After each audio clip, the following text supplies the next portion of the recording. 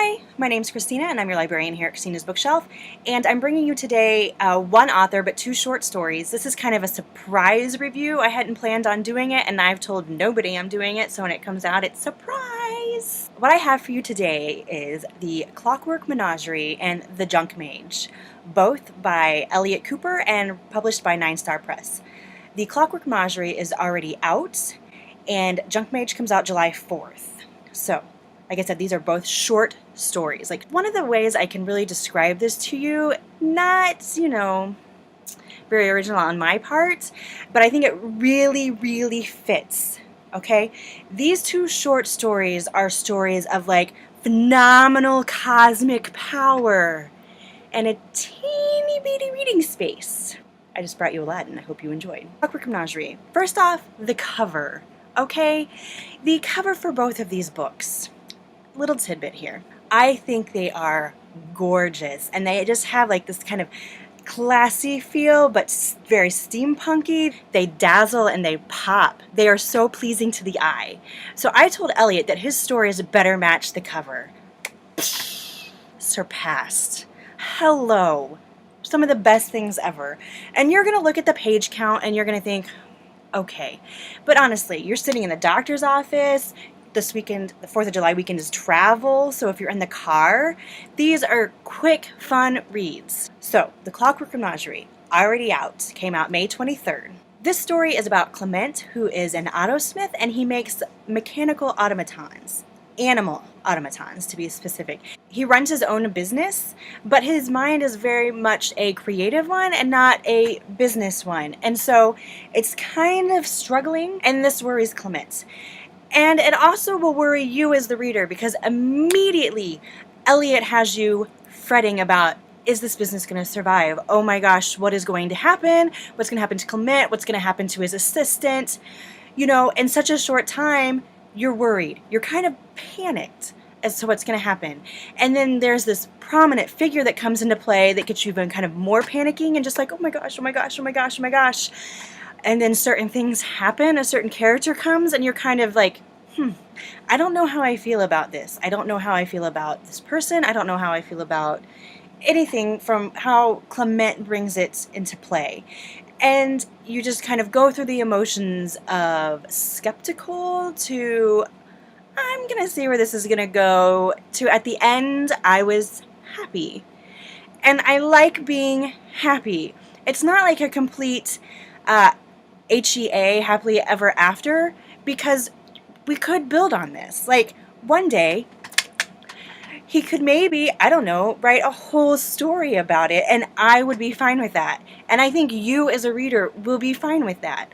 So if you have just like a couple hours and you don't want to spend it like getting into a story because you're going to get interrupted, or you are kind of in that middle place where you don't know what kind of story you want to start, I really suggest these two short stories. The second one is The Junk Mage, which is, once again, the cover is absolutely brilliant, and the name is perfect to go with the story. This one comes out July 4th, once again by Elliot Cooper and 9 Star Press, and on this one we have Quill. Quill is a technomancer who has also been kind of nicknamed the Junk Mage. He finds himself stranded on a new planet for him, and his ship is kind of so bad off that he can't just use his magic to repair it. So he kind of goes out scouting and sees this wondrous junkyard that could actually help him big time. The huge obstacle is Hunter, the cyborg guard that says, no, absolutely not, get away from here. So Quill has to come up with a plan to get to the junk. He kind of slowly starts working on the guard, but what he doesn't realize is he's also kind of slowly working on himself. The emotions are just so powerful out of this story. I mean, you're up, you're down, you're, oh my gosh, that's funny, oh my gosh, what the hell?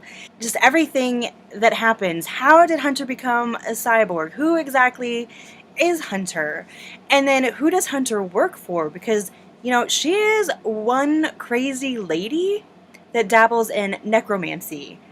I don't think I want to be friends with this chick. I'm really in love with these two short stories. I can't wait for a full-length novel from him. If you have just a couple hours to devote, I would totally just like take those couple hours out of your life. And right now you can jump into the Clockwork Menagerie. You will not be disappointed. And come July 4th, The Junk Mage. So wonderful. I loved these short stories to pieces, and I am ready for more. And if you're one of those people that just say, I don't like short stories because they leave me wanting more, a really good author is always going to leave you wanting just a little bit more. There's never an epilogue that completes it. There's always questions. I mean, I have a million that I could probably ask Elliot. I could spend a day with him and going into his mind and just on these two stories alone, let alone what he has for us in the future, and I'm really excited about that. So I have the Clockwork Menagerie and the Junk Mage, which I have given 5 stars each because they're just so fun and quick and quirky, and just the imagination that Elliot brings forth is wonderful. I am jealous. Okay, like completely in my excitement to bring you these stories, I got in the shower and I realized I didn't send you guys off with a proper sign off. So, nice wet messy hair, no makeup, here we go.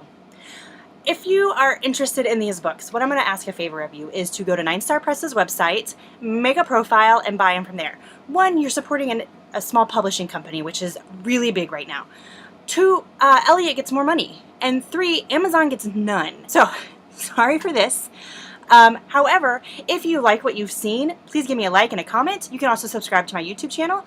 You can follow me on Facebook and Twitter. I love talking books, and I will talk to you pretty much about anything. I will leave those links to you down below also. If by chance, even after seeing this, you are interested in me doing a review for you, I will also leave my email address. I'm so sorry. Bye. Hi, my name's Christina, and I'm your librarian here at Christina's Bookshelf, and today I'm going to talk to you about The Bridge by Rachel Liu. This is published by Harmony Inc. Press, and I received this through NetGalley, so I just want to say thank you.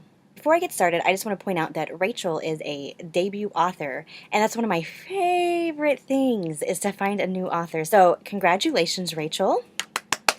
And without further ado, I bring you The Bridge. The Bridge is a YA LGBT